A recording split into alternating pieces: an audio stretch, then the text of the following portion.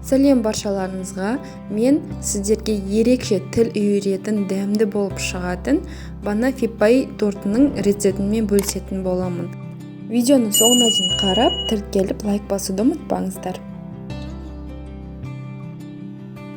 Бізге қажет бөлме температурасында ерітілген сары май, оның үстіне қант қосып, миксердің көмегімен жақсылап араластырамыз.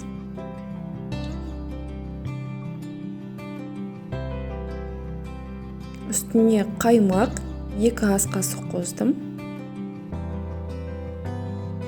Тағы да араластырамыз.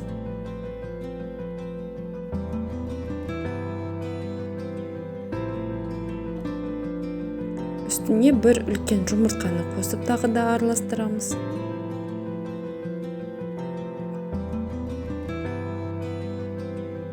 Осы сұйық массамызға ұнымызды және оның үстіне қопсытқышымызды қосып, қасықпен бір жақсылап шайқап алып, қолмен жұмсақ қамыр илейтін боламыз.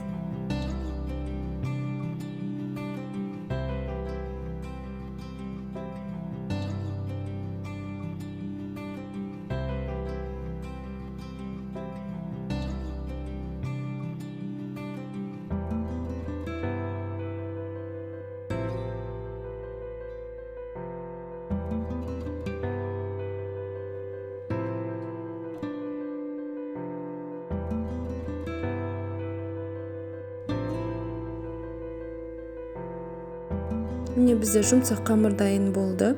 Енді осы қамырымызды целлофанға салып, мұздатқышқа жарты сағатқа қойып қоямыз. Келесі 24 диаметрлік формамызды алып, шармай жағамыз.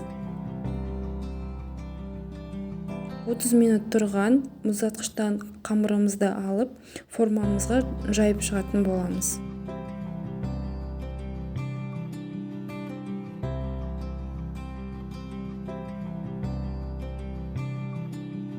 Қамырымызды жақсылап жайып, міндетті түрде шетіне бөлтіктерін шығарып аламыз.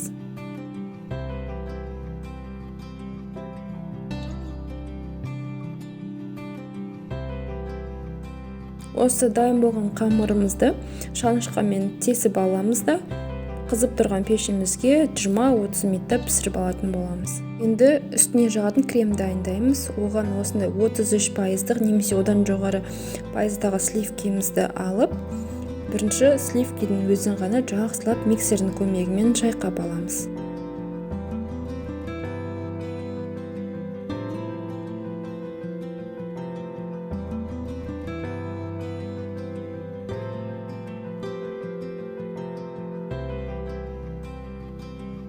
Келесі бөлек ыдысқа творожный сыр, оның үстіне қант салып, миксердің көмегінен тағы да бір жақсылап шайқайтын боламыз.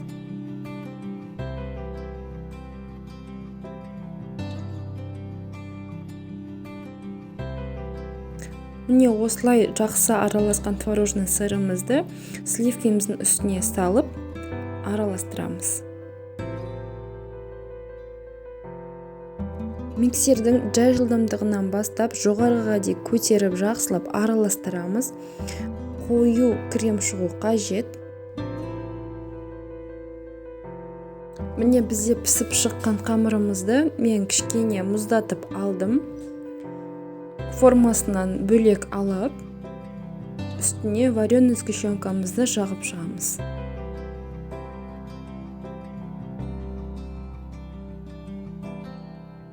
Мен 4-5 қасық жақтым. Мен вареный сгущенка қатты тәтті болғандықтан көп жақпадым. Егер сіздер қаласаңыздар, қалыңдау етіп жақсаңыздар да болады.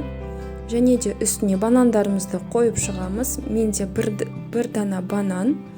Оны осылай дөңгелектеп қатты жұқа, қатты қалың емес етіп турап алдым.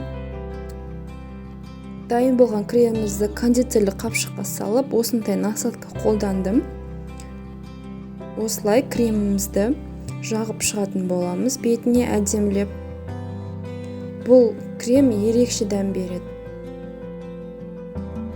Осындай ерекше торттарды жасап көріңіздер, барлық адамдардың көңілінен шығады деген ойдамын. Және қалауларынша сәндеулеріңізге болады. Мен үстіне какаоны алып сеуіп шықтым. Міне бізде Банафи пай тортымыз дайын болды. Міндетті түрде жасап көруге кеңес беремін. Өте керемет болып шығады. Назарларыңызға рахмет.